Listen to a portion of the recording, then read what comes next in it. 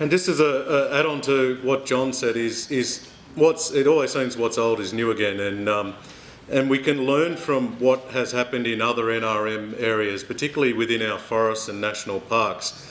And it's our foresters who, for years, looked after those what are now national parks and where they've been kicked out of the red gum forests. And I think it's really important that given that has happened, that we learn from some of those lessons and whether it's actually working. And I think there is no one better to tell us, you know, is it working? Have the national parks been declared? Millions of acres across the country, hectares, other than Chris Crump, who is a forester. And Chris has spent his whole life, and I think he's about a third or fourth generation forester. Chris? Sixth generation. So he knows those forests pretty well. And I'm really pleased that he could come along today and just let us know the story as to what's happened in that area of NRM, National Resource Management. I'm forest all my life. Members of my family were among the first settlers in the area. For most of its life, Mathara had a vibrant timber industry, but today, out of 40 sleeper cutters, 25 wood cutters and 5 mills, our mill and the Victorian mill at Kundruk are all that is left. In 2010, politics entered our towns and our lives. The government in Sydney sent the National Resource Commission down to inspect and report on our industry. Open and transparent were the words used by the NRC when we first met them on the banks of the Murray near Mathara. To me, open and transparent meant truthful and honest. So I raised these people up on a pedestal, believing this would be the case. But sadly, over a period of time, we were given a lesson in politics. The NRC arrived while we were in the grip of a 15-year drought. It was severe, but no worse than other droughts the country had already faced. The NRC were clearly terrified of climate change, and they included more frequent droughts in their computer modelling, giving them the answer the government wanted to hear: the timber industry was unsustainable. One member of their advisory panel was so sure of this threat that he bet a sawmill owner that the forest would never flood again. Just a year later, he was forced to cough up for a carton of Crown Lager. Since the National Park was declared in 2010, the forests have flooded 5 times: 2010, 11, 12, 13 and the biggest of all, 2016. 5 big floods in 7 years. Like other parts of the state, the town in our region have been crippled by having our working forest converted to a national park.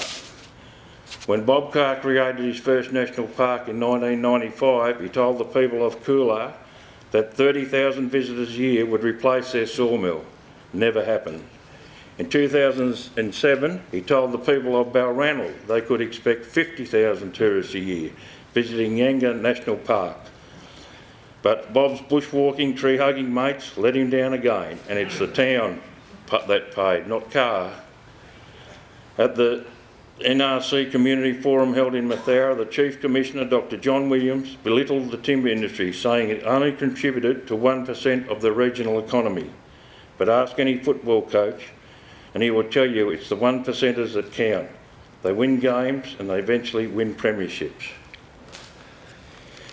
We were also told tourism would replace the timber industry. Instead, our tourist numbers and local businesses have gone backwards. Apart from Dr. John Williams grossly underestimating the real income of the industry, again a product of computer modelling, he ignored the fact that timber is a primary industry, and primary industry supply raw materials to secondary industries, sometimes in distant regions, though they contribute to wealth creation in those places too. Every sawmill has a string of other businesses which depend on it. Closing a mill sets off a chain reaction, and you soon learn that there is a lot more than 1% involved. A number of historical documents, including a map drawn in 1848, show us that these forests were not here when white settlement first arrived. They are man-made and have been actively managed since 1875, when their commercial value was realised. Thinning began in 1890 and continued until the National Park was established. Under the National Parks, There is now a thinning trial going on, even though we have known for over 100 years that these thinnings make a healthier forest. And under National Parks management, it is now okay to turn potential sawlog into firewood. The budget for this latest thinning trial on 400 hectares is $1.5 million, paid for by the state taxpayers. Not far away in Paracuta Kundruk State Forest, 400 hectares of the same river red gums are thinned each year. The return to the state through royalties over the last 4 years is around $2.5 million annually. The same result could have been achieved with the thinning, except for the stubborn insistence from eco-fanatics who demand that national parks must not be tainted with commerce, even when it is widely known that thinning is essential to maintain the forests in the form that they have had for all their lives.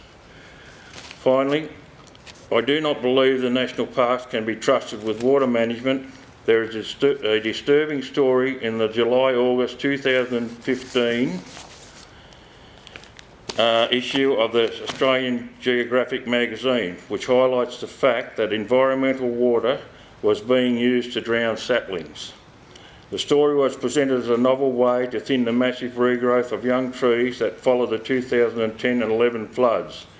In reality, it was a colossal waste of a precious resource, what would have been wrong with using a chainsaw. Overuse of environmental water on the back of those 5 big flood years has led to the saturation of the ground, resulting in many large trees blowing over. They are being left on the ground, a resource lost, and a big increase in fire risk. There has also been an explosion of weeds and scrub, which adds even more fuel, caused by water they have taken out of agriculture. Several black water events in recent years were also due to mismanagement, which caused the deaths of a huge number of fish and resulted in the banning of crayfishing because the numbers had dropped severely. This has been yet another blow to our shrinking tourist industry.